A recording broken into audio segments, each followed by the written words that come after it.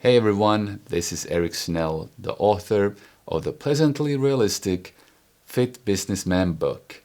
And today we're going to discuss contrast training, what it is, and why you should try it out.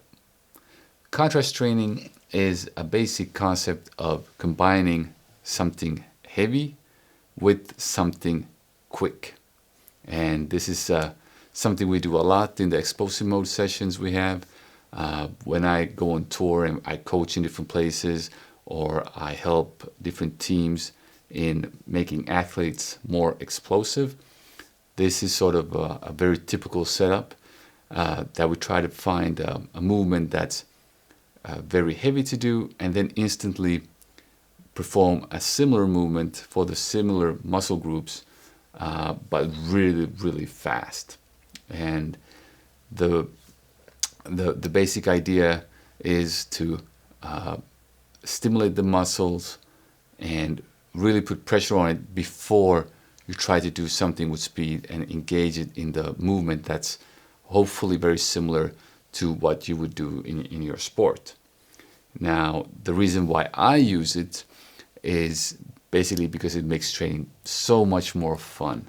And instead of doing 3 times 10 of any exercise, what you would do is you would combine 2 exercises and sort of superset them together.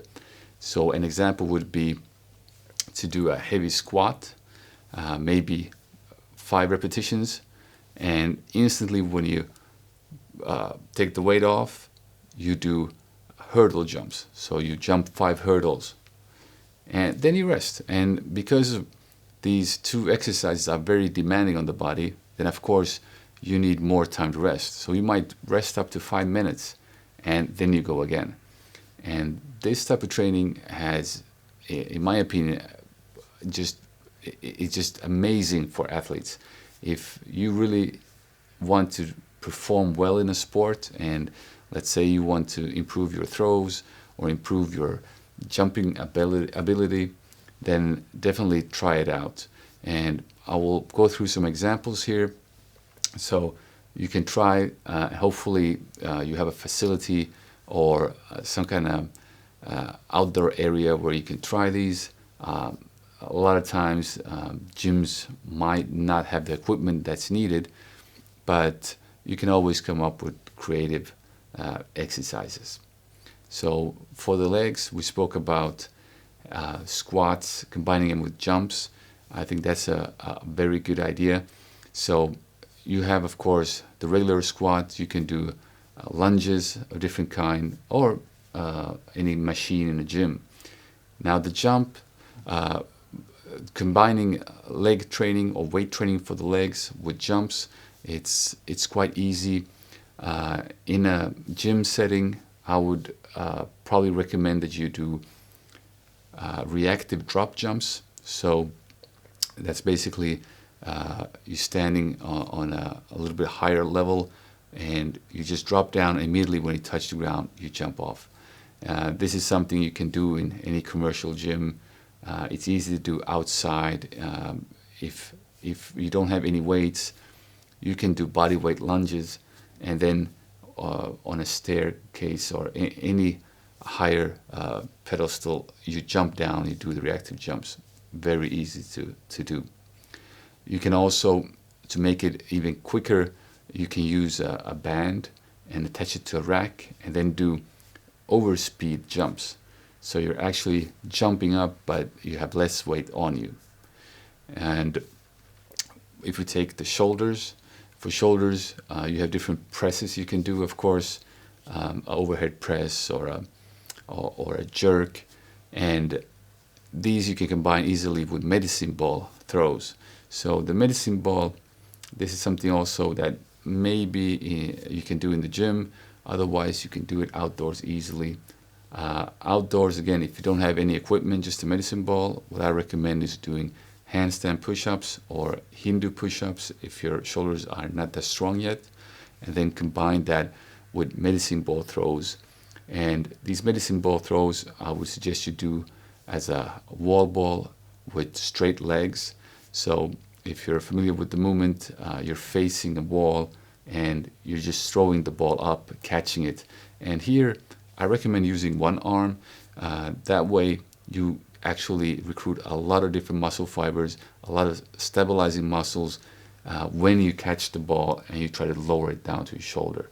So this is an excellent opportunity to really get a good workout for the shoulders, but please be careful. If you don't rest enough and you go into a handstand, then yeah, you might crash. So keep those rest periods and don't be afraid to rest in between those exercises. But between the heavy exercise and the quick exercise, no rest at all. Now, if we go to the arms, for the triceps, you can do throws as well. Then I recommend using overhead throws. You can do them a little bit similar to the shoulder throws, that you're facing a wall and you throw them against the wall, sort of an overhead throw. Another possibility, of course, is to do plyometric push-ups. There, if it feels heavy, you can do them with your knees on the ground. If it's too easy, you can elevate your feet on a bench. Also, if you think about push-ups, for the chest, what I like to do is actually use a medicine ball, but throw it while laying on my back on a bigger fitness ball. And that way I can throw the ball up in the sky. And there I would say it's more by doing it dynamically.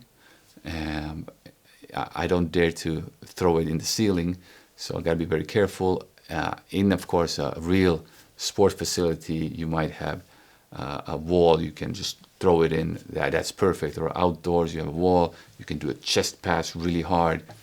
So outdoors, I would combine maybe incline push-up and then a chest pass against the wall. That would be a very typical setup, or a dip and a throw.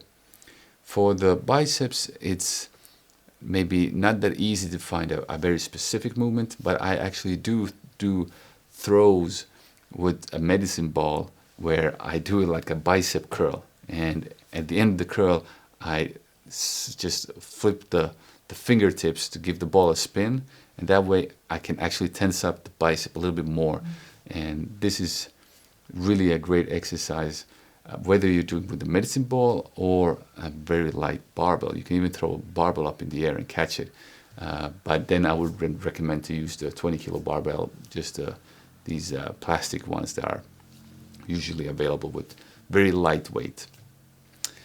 And for the hamstrings, I would also do jumps there, maybe combine a hip thrust and frog jumps or standing broad jumps.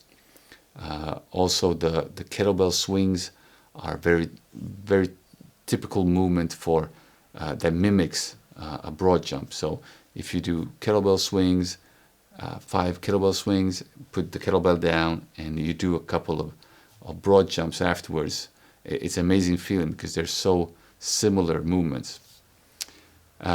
For the calves, I think the jumping movements are very good. What you could also do is put a barbell on your shoulders and do jumping jacks. So keep your hands on the barbell, but you do jumping jacks on your toes, and there you have sort of a explosive movement and still a little bit more resistance than what you would have with a jump rope. So, and for the back, yeah, let's not forget the back there. There's a lot of things you can do in the weight room for the back. A lot of the Olympic lifts are actually very explosive as well, but there, what maybe is the easiest is to combine a snatch and with standing jump up, because a snatch is like a jump. So there you have again very similar movement, and the snatch is also very quick, so it's very beneficial for anyone doing almost any type of sport. You can also do the simple medicine ball overhead throws, for instance, if you're outdoors. So outdoors I would do maybe pull-ups and then do throws immediately afterwards. And that's actually something I just did the other day, just pull-ups and then medicine ball throws right up in the air. So not backwards, because then I have to go and get the ball, right? So if you throw it right up, let it bounce a couple times, and these combinations are really great. Now then, if you want to do contrast training a little more advanced, you can do what's called French contrast training, where you combine 4 different exercises all together. And there the idea is to go really heavy first, so like the heavy squat, and then you do a dynamic movement with weight resistance. So that could be no, sorry, you don't do weight resistance. You first do like a drop jump, a reactive jump without weights, and then you do a dynamic one with some resistance. And that could be, for instance, hugging a medicine ball and doing squat jumps with it. So you have a jump movement, but you still have resistance. And then the 4th movement would be overspeed movement, like I mentioned with the band. You attach a band to rack, and then you do jumps up in the air where you're actually jumping, but you're using less than your body weight.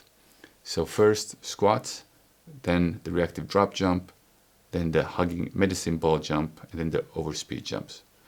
And similarly, you can do something for the chest very easily like this. So you do bench press, you do medicine ball passes, you do plyometric push-ups, and then you do again with a band attached to a rack. You do plyometric push-ups, and that's actually one of the most popular exercises when I have these explosive mode classes. People are just flying up in the air and they love it.